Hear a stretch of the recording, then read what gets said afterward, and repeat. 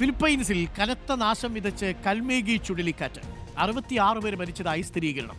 സിബു പ്രവിശ്യയുടെ ഭൂരിഭാഗം പ്രദേശങ്ങളും വെള്ളത്തിനടിയിലാണ്. പ്രദേശത്ത് നിന്ന് 4 ലക്ഷത്തോളം ആളുകളെ മാറ്റിപ്പാർപ്പിച്ചു. ആ ദൃശ്യങ്ങൾ നമുക്കൊന്ന് കാണാം. ആ ദൃശ്യങ്ങളിൽ ഈ ചുഴലിക്കാറ്റിൻ്റെയും പ്രളയത്തിൻ്റെയും ഭീകരത ദൃശ്യവുമാണ്. ചുഴലിക്കാറ്റ് ഇപ്പോൾ വിയറ്റ്നാമിലേക്ക് നീങ്ങുന്നു എന്നാണ് റിപ്പോർട്ട്. അപർണ കാർത്തികയുണ്ട്. അപർണ കാർത്തിക, കനത്ത നാശം വിതച്ചു ഫിലിപ്പൈൻസിൽ ചുഴലിക്കാറ്റ് കൽമേഗി എന്ന ചുഴലിക്കാറ്റ്. അതിൻ്റെ ദൃശ്യങ്ങളാണ് നമ്മൾ പ്രേക്ഷകരെ കാണിക്കുന്നത്. വാഹനങ്ങളൊക്കെ മുങ്ങിക്കിടക്കുന്നത്, വാഹനങ്ങളൊക്കെ ഒഴുകിപ്പോകുന്നത് ഒക്കെ നമ്മൾ കണ്ടു. 66 പേരുടെ മരണമാണ് ഇപ്പോൾ സ്ഥിരീകരിച്ചിരിക്കുന്നത്, അല്ലേ? എന്താണ് കൂടുതൽ വിവരങ്ങൾ പറഞ്ഞ?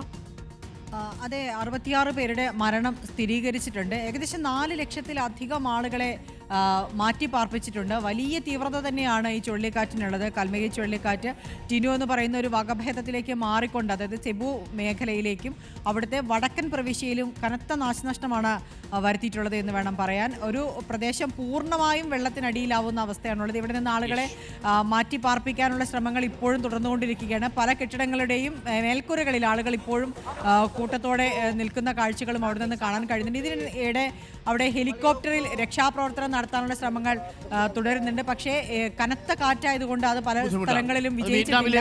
മാത്രമല്ല ഇപ്പോൾ പ്രേക്ഷകർ കാണുന്ന ദൃശ്യങ്ങളിൽ കാണാമല്ലേ, എന്തോന്നാണോ ഇത്? സെബു പ്രവിശ്യ പൂർണ്ണമായിട്ടും ഇല്ലാതായി. ആ ദൃശ്യങ്ങളിൽ പ്രേക്ഷകർക്ക് കാണാം. സെബു പ്രവിശ്യ മൊത്തം വെള്ളത്തിനടിയിലായെന്നേ.